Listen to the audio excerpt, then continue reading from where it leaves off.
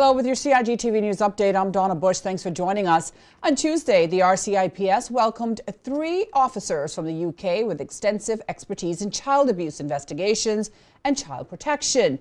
They will conduct a full review of all open investigations currently assigned to the Family Support Unit. In the course of the review, estimated to last about 3 months, cases will be assessed and completed in as timely a manner as possible and then referred to the ODPP for charges where appropriate. Now, the officers will focus on open investigations and primarily child abuse investigations, but will also be reviewing RCIPS policy and procedures and advising on the implementation of international best practices in this area.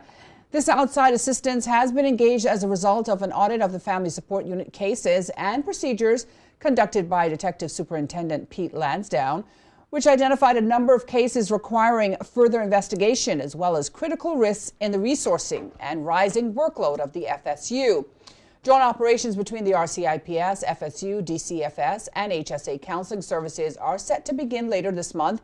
Having these structures in place will enable faster progress toward a strong child protection regime through timelier interventions and overall greater prevention of child abuse and the lifelong damage caused by it. Added Cop Burn. This is our ultimate goal, he says. Meantime, the average prices of goods and services consumed by households in the Cayman Islands, as estimated by the Consumer Price Index, increased in the third quarter of last year by 0.5%. That's compared to the same period in 2015. This is the first time that the CPI increased after 6 consecutive quarters of decline, due mainly to the impact of oil price reductions. The largest contributor to the increase in the CPI was the 6.6% rise in the price index for restaurants and hotels.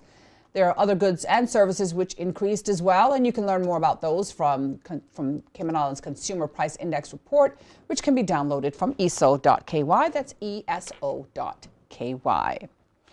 Well, the Ministry of Health and Culture and the steering committee behind the creation of the Cayman Islands' first national cultural and heritage policy and strategic plan are ready to take the next step forward and roll out the public consultation phase for the historic draft document.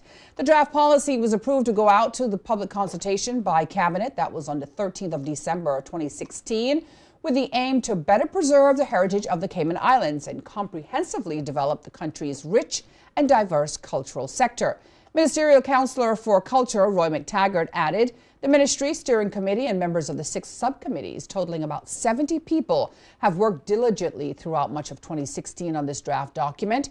We thank them for their work to date, and we're now ready to take this policy to the public to garner feedback starting on January the 3rd. That was yesterday. Meantime, members of the public can access more information and updates through the Ministry's website. That's ministryofhealth.gov.ky/culture-policy. Well, if you missed our news updates today, you can get all the details on our Facebook page as well as our YouTube channel. For now, I'm Donna Bush, as always, thanking you for joining me, wishing you a wonderful and, of course, a very safe evening, and hoping you'll join me back here again tomorrow. Until then, bye-bye for now.